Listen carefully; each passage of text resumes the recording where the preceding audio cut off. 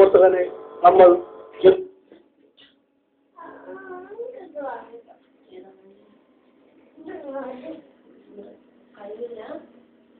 പഠിച്ചുകൊണ്ട് കാര്യമാകുന്നില്ല. ഒരു പത്രത്തെ നമ്മൾ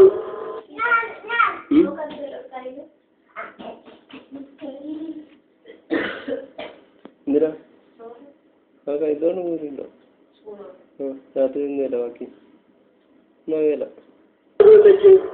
ആഴത്തിൽ ചെല്ലുവാൻ അതുപോലെ പ്രചാരണപരമായ മൂല്യങ്ങളെ മാത്രം തേടിക്കൊണ്ടല്ല, പരിഹാരം തേടിയുള്ള പരിശ്രമത്തിന്റെ മാധ്യമങ്ങളായി മാറാൻ മാധ്യമങ്ങൾക്കാകുമോ? മാധ്യമങ്ങൾക്ക് ആകാൻ കഴിയില്ല. എന്തുകൊണ്ടെന്നാൽ മാധ്യമങ്ങൾ മിക്കവരെയും സ്വാധീനിക്കുന്ന മൂലധനത്തിന്റെ താല്പര്യങ്ങൾ ഈ താല്പര്യങ്ങളുമായി ബന്ധപ്പെട്ടു പോകുന്നതല്ല. മാധ്യമങ്ങൾക്കെല്ലാം പുറകിൽ ഉടമകളുണ്ട്, മൂലധനമുണ്ട്, താല്പര്യങ്ങളുണ്ട്. ആ താല്പര്യങ്ങളെല്ലാം ഇനിയും ലാഭം കൊണ്ടുകൂട്ടുവാൻ വേണ്ടിയുള്ള പ്രേരണയും വെളിയുമായി തന്നെയാണ് മാധ്യമപ്രവർത്തകന്മാരെയും പലപ്പോഴും സമ്മർദ്ദങ്ങളിൽ തള്ളിവിടുന്നത്. നമ്മളത് പലപ്പോഴും കാണാറുണ്ട് ചാനലുകളിൽ. എന്തൊരു മത്സരമാണ്! ആദ്യം ഞാൻ ഒരു വാർത്ത കൊടുക്കാൻ വേണ്ടിയുള്ള മത്സരം.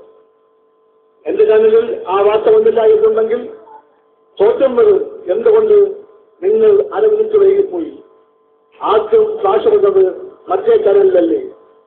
എന്തുകൊണ്ടാണ് നിങ്ങൾക്ക് ആ ഫ്ലാഷ് അപ്പോൾ കിട്ടാതെ പോയത്? അതുകൊണ്ട് ഫ്ലാഷ് കൊടുക്കാൻ പറ്റിയ വാർത്തകൾക്ക് വേണ്ടിയുള്ള, ഇപ്പോൾ കിട്ടിയത് എന്ന് പറയുന്ന വാർത്തകൾക്ക് വേണ്ടിയുള്ള ഈ പരക്കം പാച്ചിന്റെ പുറകിൽ നമ്മുടെ മാധ്യമങ്ങളുടെ സുഹൃത്തുക്കൾ അനുഭവിക്കുന്ന സമ്മർദ്ദങ്ങളെപ്പറ്റി പോലും ചിന്തിക്കാൻ അവർക്കിടം കിട്ടുന്നില്ല. കാരണം വീണ്ടും സമ്മർദ്ദം വരികയാണ്. തങ്ങൾ നേരിടുന്ന, തങ്ങൾ വിധേയമാകുന്ന ഈ സമ്മർദ്ദത്തിന്റെ ഭീകരമായ അവസ്ഥയെപ്പറ്റി പോലും ചിന്തിക്കാൻ കഴിയാത്ത വിധം സമ്മർദ്ദ പരമ്പരകളുടെ ഇരകളായി മാറുകയാണ് പലപ്പോഴും മാധ്യമപ്രവർത്തകന്മാർ. അവർ അനുകൂലമായും പ്രതികൂലമായും പറയുന്നുണ്ട്. അവരുടെ നാടിനെപ്പറ്റി, ശൈലിയെപ്പറ്റി, കഴിവുകളെപ്പറ്റി, ഘടനയെപ്പറ്റി എല്ലാം പറയുന്നുണ്ട്. പക്ഷേ നമ്മളെല്ലാവരും അറിയാവുന്നത് കൊണ്ടുണ്ട്